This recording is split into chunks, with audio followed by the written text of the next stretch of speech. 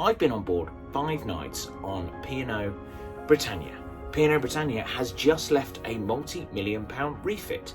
What did I think of the experience on board?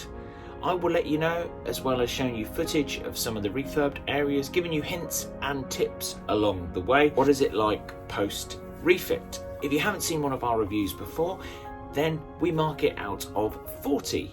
These are all of the subjects we mark it out, including embarkation, the ship, the cabin, the service, entertainment, value for money, the ports. And then we stick it in our leaderboard. This is our post-COVID leaderboard. Where will Britannia end up? We always say this is my experience this time, as it's a solo cruise, on that one cruise. That's all we can take our information from. Don't book a cruise on this information. Don't cancel your Britannia cruise. Just take it as part of your research. So let's get underway and let's go back 5 days to our embarkation. And embarkation was pretty good. A big tip here, do not turn up early, because the people that have been turning up early had to queue outside. You're given a time to arrive at the terminal, and I would advise to arrive at that time. We all know, I know companies that you can probably turn up a little bit early and you'll get on, but not P&O these days. So I was given a time of 12:15. I joined the back of the queue. Staff member came along, said, "What's your time?" I said 12:15. It was 12:15, so I walked straight to the front and into the terminal. There was plenty of staff in the terminal. They're all pretty efficient. After I checked in, I took a seat for around 15 minutes while the loyalty tiers headed on board. Then it was our turn. I would say it was roughly about 30 minutes it took for me arriving at the port to heading on to the ship. So at the terminal, no complaints, very, very friendly, good staff. The only thing I will say, and I'll always say this, and I won't bore you this time, is other companies now, including Princess, Royal Caribbean, a lot of the Carnival companies now do have the app. P&O don't have an app, they have a web page, and the app really helps you to process it a lot quicker, and it really would help the staff. But I give a score for embarkation of 4.5. We now move on to the ship. What do I think of P&O Britannia straight after the refit? Sunset bar now looks really good. It's now a non-smoking area. The smoking area is now only on deck 7. I won't get into the pluses and minuses of that, but that is the facts. The Market Cafe has improved. It's a better area now. It looks it looks rather good, doesn't it, down there in the atrium. The Serenity Pool has had some furniture added. There's been furniture upholstered across the ship, new carpets and flooring in the horizon and the main dining room, and generally around the whole ship it is looking good. Things that let us down on this cruise is the fact that they are still working on half of the Limelight Club, thermal spa, and also the casino was shut. But as you're watching this now, and as of tomorrow morning, all of those will be reopening. Before getting off the cruise, I checked out the casino. It's been newly refurbed. It took longer. As mentioned, it was closed on our cruise. I think this is all related to the incident last summer in Mallorca, where the lifeboats were damaged just outside of the casino. But here it is, 6 tables and a selection of slot machines.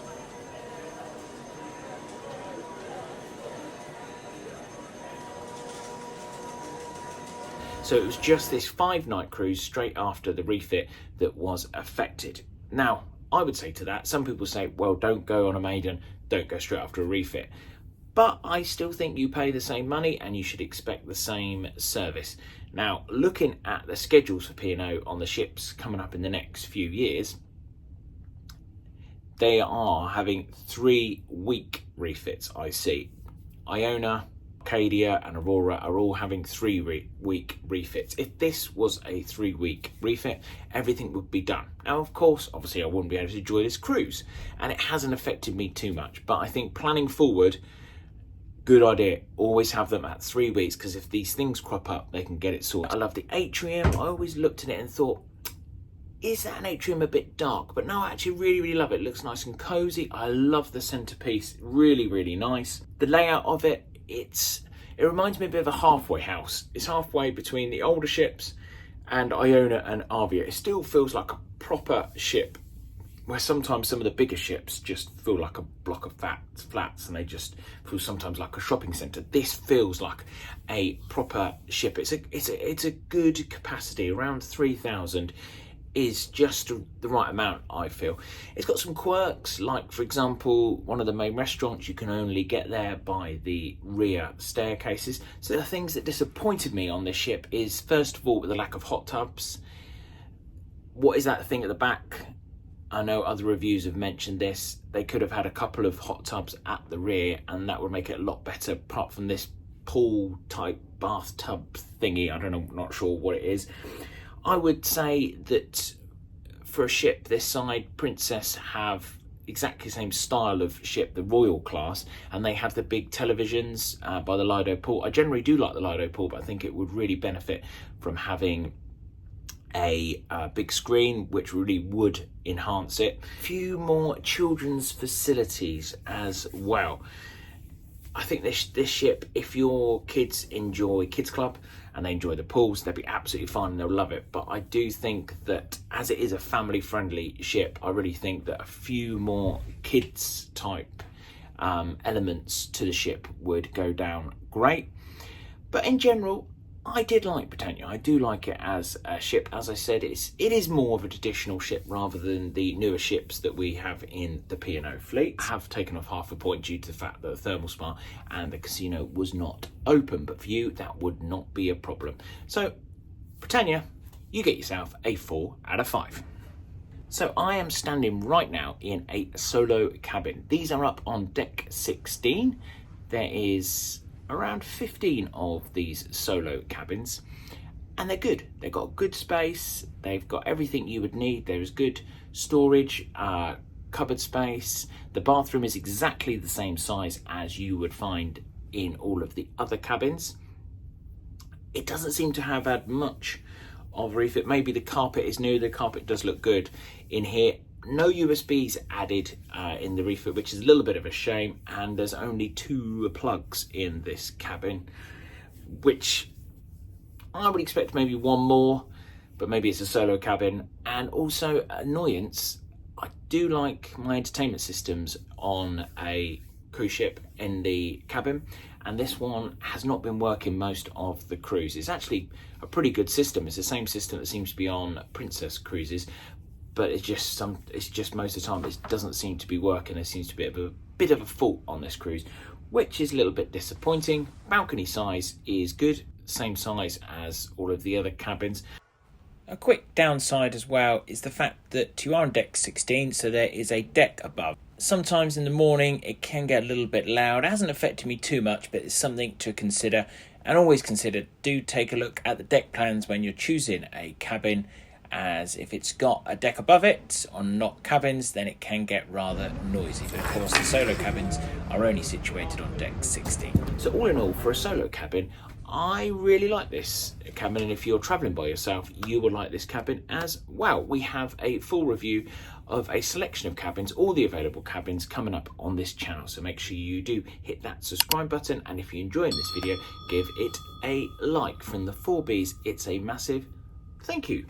But I'm going to give the cabin, I'm going to take off half a point due to the fact of lack of USBs, the TV annoyance, and maybe add in one more plug. But in general, it's a good solo cabin, and I give it a 4.5 out of 5. The food. So the highlights of the food, I will jump straight to the speciality restaurants. Speciality restaurants, which I really do and always enjoy on P&O. Beach House, that was good, really good. The only thing I would say is the fact of you pay beforehand, and it's around about £9.95. I'll do the exact price just down there. But a lot of the items are extra cost, and a lot of the items that are extra cost are sort of items that I would normally choose. I decided on this cruise I just wanted to have the included food, which was good. I really enjoyed the food, especially the starter, which was lovely, and the apple pie for pudding, that was good as well. Had Sindhu last night, that was fantastic, some beautiful taste, really good. Service was a little bit slow, but absolutely love Sindhu. And today at lunchtime I did have the glass house which was really, really good. And this pudding was amazing. I don't drink wine, but the good lady does, and she absolutely loves the glass house where you can accompany the wines with the food. They cost extra, but they are so worth it. Those three. I didn't go to Epicurean, but I spoke to people on board. They loved Epicurean on this cruise. They said the service was excellent and the food was excellent as well. We've done Epicurean twice and never been disappointed. So those are the speciality restaurants. Talking about the included restaurants, the MDR, the main restaurant, was okay. It's of a certain level. It's never going to wow you. Breakfast and lunch. Breakfast had a good selection, and so did lunch. Frustrations with lunch and breakfast, they are limited time, especially on a sea day. 9:30 seems very, very early to be finishing breakfast on a sea day, especially as people like a lime, which is a little bit of a frustration. Buffet to me was disappointing. The food was just a little bit bland. There wasn't much choice, really. Look at this for the vegetarian selection. There really isn't much if you're a vegetarian. There was obviously your roast dinners and the carveries, but it didn't do too much for me. I had noodles on the first day and this was cold, so that really wasn't a good first impression. It's just very, very average, and I think they can have a little bit more thought into it. We discussed the buffet when we went on Avia and Iona, and the difference is there, they have got other things included, including mainly the keys, which is excellent. So actually on Avia as well, you've got the diner, you've got so many more options that are included that actually, if the buffet is not your favorite place, you don't need to go there much at all. But on here, you've got included food is the main restaurant, it is the buffet, and it's also the pizza and burger outlets, and that is it. So you are quite restricted. I found it quite restricted for the included food here on Britannia. One thing I did notice, there was a big increase on items that you can purchase. For example, the ice creams, there were sandwiches, plenty of snacks. It really is a big array of items. I'm not sure how I feel about this. On one hand, yeah, it's great you've got more items, but as mentioned before, the choice can be quite limited in included food. One of the things they have talked about in the press releases is the fact they're going to have the first ice cream filled donuts at sea, but on our cruise there was no ingredients for it. On to drinks. Drinks prices are excellent on P&O, always say that, and I enjoy the drinks. And obviously you've got your teas, your coffees included, your juices of a morning, so no complaints as well. Quite a few people on here, because it's a 5-night cruise, it has to be 5 nights or more to get a drinks package. They are really, really happy with the drinks package, including somebody who hit the 15, so that is a thing. If you hit the 15 top out of alcoholic drinks. But all in all, I give food, just because I'm a little disappointed in the included options, not with the speciality, I'm going to give it a 3 out of 5. Service on board. Service, we found service on Avia to be really, really disappointing. They were overworked, they were stretched, it just wasn't a happy ship to us, and we give it a really poor mark. Rachel went on Aurora this year and had really, really good attentive service. She gave it a top 5 out of 5. She had no complaints at all. On here, I would say it's a little bit of a middle ground. Talking to other people, there's always people ready to take your order, which is really, really good. There's a lot more staff. Staff are really friendly on here, really, really friendly. So I'm very impressed on that side of things. They're very attentive as well. You may have noticed it's gone a bit cloudy because I'm future Tom.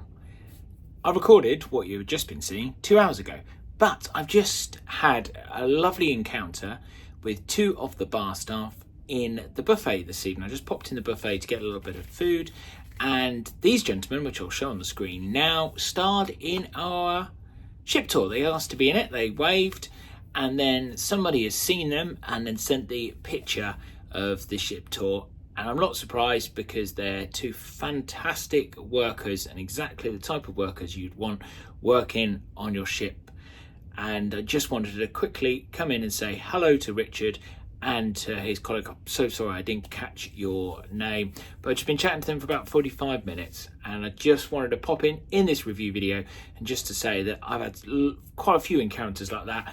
Just some fantastic staff and love chatting to you. So just wanted to pop back 2 hours later because I didn't want to miss that off the review, and keep doing what you're doing and keep being really friendly and just chatting to everybody and making everybody's cruise. So had to pop in and say that. I think I was halfway through service, so we're going to go back 2 hours when I was filming it before, and it was nice and sunny then. What's happened to the weather? The equipment that they use, the waiters, always seems to be going down, so really they really struggle with it.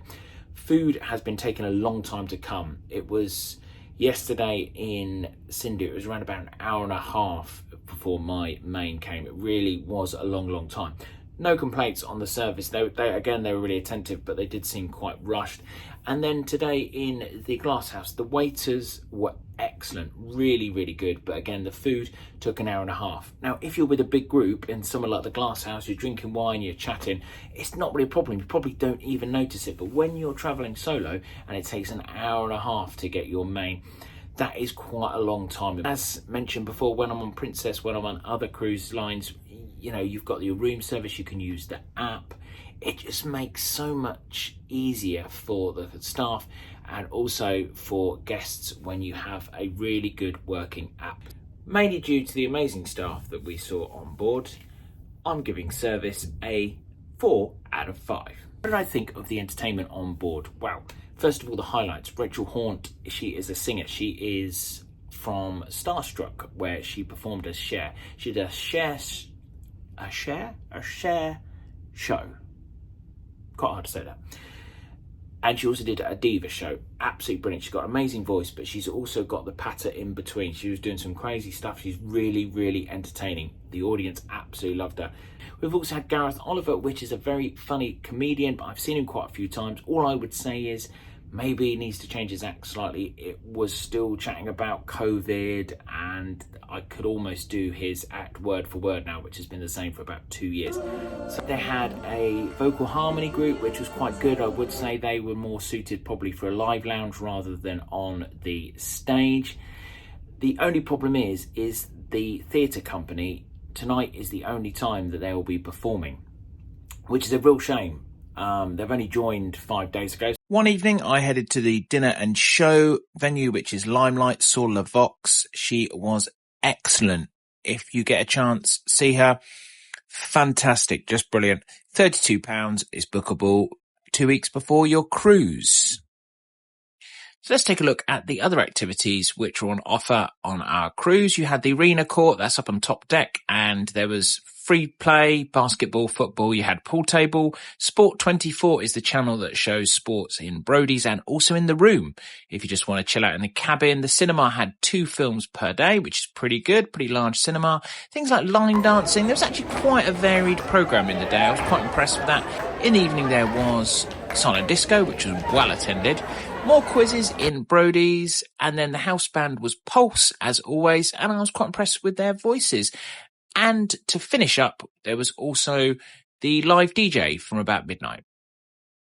Some real highs, especially with Rachel Haunt and some of the other singers, but there is definitely room for improvement. So entertainment-wise, I'm giving it a 3 out of 5. My tips as well also go for the later shows in the live lounge and the theatre. They tend to be quieter, especially the live lounge. The live lounge was getting full to capacity, so either turn up early in the live lounge or turn up later. The middle shows around 9 o'clock were packed and though people were being turned away. So that is my tip for entertainment. Next up we have the ports. This was a Northern Europe cruise. Most Britannia cruises are, obviously winter months are the Caribbean ports, and the summer are a mixture of 1 week Norwegian and Mediterranean 2-week cruises. So this is slightly unusual, but P&O does do plenty of Northern Europe cruises, including Iona throughout the winter. Ventura does some as well, and obviously the adult only Aurora and Arcadia do the Northern Europe shorter type cruises. They're great ports. Cherbourg actually was a real surprise for me. I went for a walk, 2-hour walk. It's really lovely port there, loads of cafes and bars. Yeah, it's really, really nice. Completely different to Le Havre. Rotterdam, so much to do there. You obviously can get the train down to Amsterdam. Love it when you have an overnight. Rotterdam, I did go on SS Rotterdam, which was a really fascinating tour. I'd highly recommend that. But then Rotterdam, I'd recommend going to the food halls, just taking a walk around Rotterdam. It is a really, really good port. And then today, obviously, we've been in Bruges, which is Bruges. We've been to Bruges before. Yeah, what can you say about Bruges? It's a great town. My only real disappointment in this is the fact that we had a midnight departure from Cherbourg, and Cherbourg really isn't an evening place, a place that you could stay later. So it was kind of a wasted evening. And then we had a 12-hour in Rotterdam, which is good enough time. But today was all on board for 4:30. It's a shame they couldn't switch it around and have the longer time in Bruges. Speaking to a lot of people on board, they would have loved more time in Bruges. It was a bit wasted in Cherbourg. I imagine they got the late night quite cheap in Cherbourg, because Monday in Cherbourg there's quite a lot that are closed. So I would say have a little bit switch around, look at the ports, but I imagine it's a cost-cutting exercise. When on the sea day we were almost going backwards. We were going very, very slow on the sea day. So although the ports are good, I would like some extra time in ports like Bruges and Rotterdam, and rather than extra time in Cherbourg. But as mentioned, it's probably a money saving thing, so we give it a 3.5 out of 5. Next up, we have value for money, and we can't argue that actually P&O is really, really good value. For a solo cabin for 5 nights, I paid £600. That was a saver, so I didn't get any extra onboard credit. But for the food you get, the entertainment you get on board, the drinks prices are excellent on board as well compared to other cruise line. You do get a lot of good value for money when you cruise with P&O, so we can't argue with that one.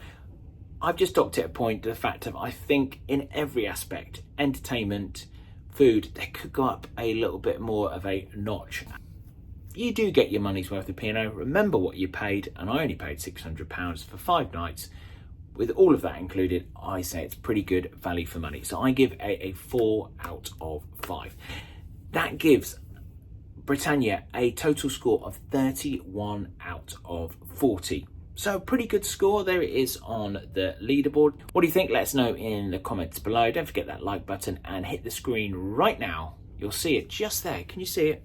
Give that a press if you'd like our full ship tour of P&O Britannia.